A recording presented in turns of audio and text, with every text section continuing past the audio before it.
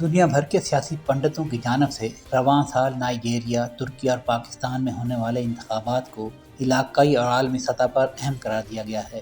ان میں سے نائجیریا کے 25 فروری کو ہونے والے الیکشن میں بولا تنوالو 36% ووٹ لے کر صدر منتخب ہو چکے ہیں، جبکہ ترکی اور پاکستان میں انتخابات کا انعقاد باقی ہے۔ ترکیہ میں 14 مئی کو الیکشن ہونے جا رہے ہیں۔ ناظرین، یہ ہے پاک ترک نیوز۔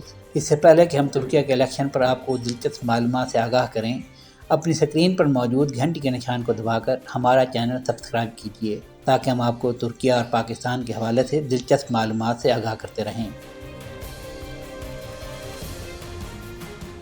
ناظرین، ترکیہ میں 1945 سے کثیر جماعتی سیاسی نظام رائج رہا ہے، تاہم ملک کو پاکستان ہی کی طرح متعدد فوجی مداخلتوں کا بھی سامنا رہا۔ 1982 میں تیسری فوجی مداخلت کے اقدام پر ملک کا موجودہ آئین تشکیل پایا، تاہم صدر اردوان نے 2017 میں ریفرینڈم کے ذریعے اسے کثیر جماعتی صدارتی سیاسی نظام میں بدلتے ہوئے تمام ایگزیکٹو اختیارات حاصل کر لیے۔ آئینی ترامیم کے بعد ترکیہ کے 24 جون 2018 کو ہونے والے گزشتہ الیکشن میں صدر اردوان نے دوسری مرتبہ 52.6% ووٹ لے کر کامیابی حاصل کی، جبکہ ان کی جماعت AK پارٹی نے پارلیمان میں سب سے زیادہ 290 نشستیں حاصل کیں اور بآسانی اتحادی حکومت بنانے میں کامیاب رہی۔